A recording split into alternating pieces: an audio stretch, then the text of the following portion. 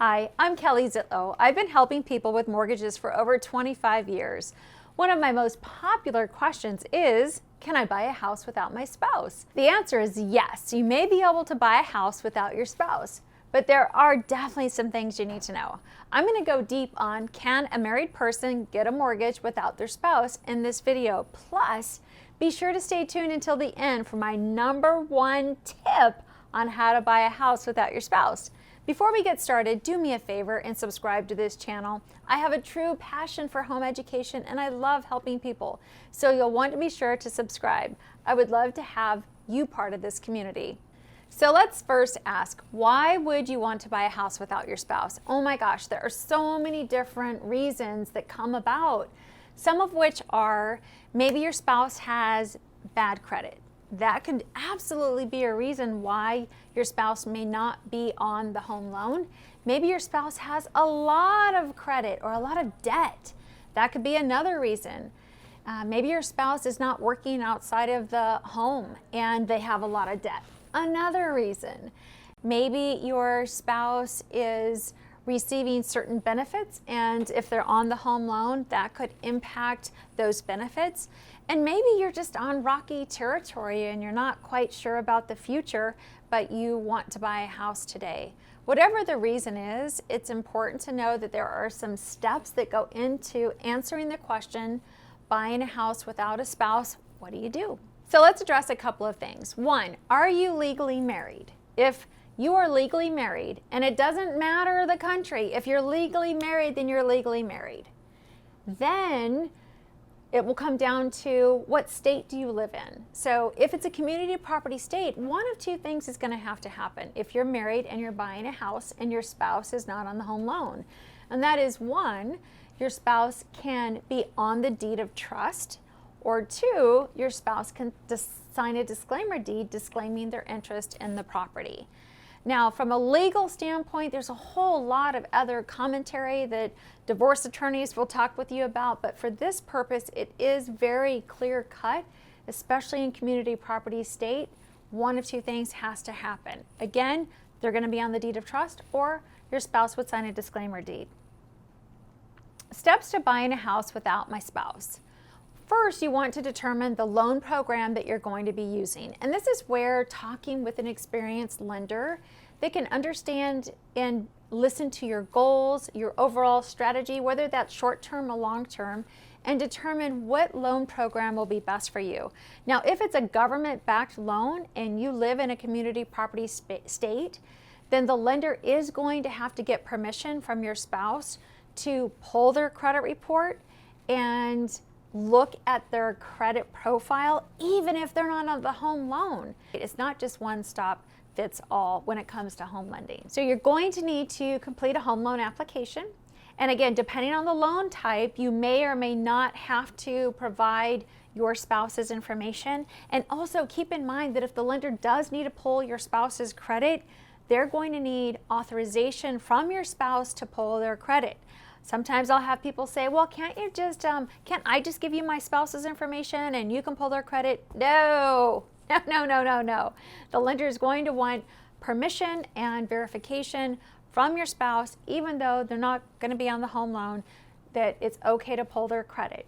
So let's get past that. Credit is pulled, application is done. Now you're going to provide all of the supporting documentation that the lender needs to now be able to evaluate, can you buy a house? What type of home financing works best for you, etc. Once the strategy is put together, I do think it's really important to understand what's going to have to happen. So I like to tell people in that pre-qualification stage, okay, so maybe you're on a rocky relationship and you aren't sure about the future of the marriage and you want to buy a house now. I think it's super important, and again, we dig deep into this up front. Make sure your spouse understands that they're going to have to sign a disclaimer deed if they're not on the deed of trust. And you may not want them on the deed of trust, because when they're on the deed of trust, then technically they have ownership interest in that property and they're not obligated on the home loan. So many different types of scenarios exist here, and really getting good advice is half of the battle on making sure that you are putting together a strategy that works for you and for your spouse over the long haul. Sole and separate from your spouse.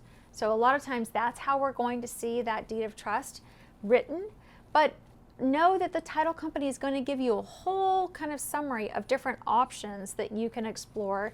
And if you ever have questions, it's best to consult a real estate attorney, especially if you think that that marriage is in a short window and you want to be sure to protect yourself for the future. I've had situations where I really do go deep into this scenario. And the person I'm talking with, the one that I'm pre-qualifying, okay, here's what's going to happen. So we know that at some point in the future, you're thinking the marriage isn't going to last. You've talked to your spouse has agreed to sign the disclaimer deed. Here's what I know. Sometimes people change their minds. So I literally have had people who have now went out, got pre-qualified, have gone under contract to purchase a home, and now they're in that period of having the home loan processed. They go to their spouse to sign the disclaimer deed, and the spouse says, yeah, no, I'm not going to do that.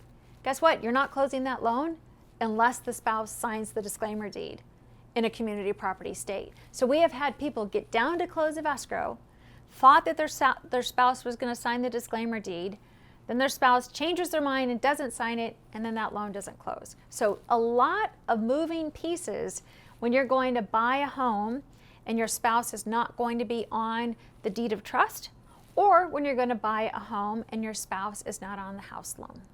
My number one tip is actually a question that I get quite often, and that is if you're not legally married and you want to buy a house with your partner, then what? Can you do that? And the answer is yes, you can do that.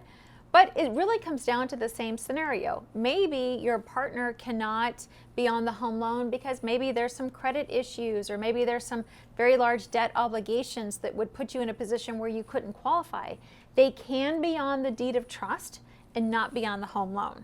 So they can be on the title to the house, meaning that they're going to be on the deed of trust. That gives them ownership interest in the property without being legally married. But here's the thing you have to know. So without being legally married, I see this quite often where boyfriend and girlfriend want to buy a house together, and they maybe only one party's on the home loan for reasons that we've discussed earlier, but both of them are on the deed of trust, which means now they both own the house. And then 6 months from now or 9 months from now, maybe something changes with the relationship and they're breaking up. Now what happens? Well, now you're in a pickle because one party is going to want to have to buy out the other party's equity, which means refinancing.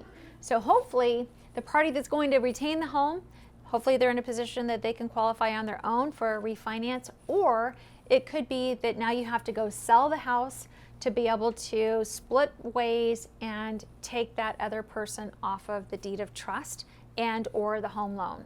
Remember, it's always recommended to work with an experienced mortgage lender to help you through this type of process. If that's in Arizona, Colorado, or California, please feel free to give me a call if you have questions. And please comment below, and don't forget, like, share, and subscribe.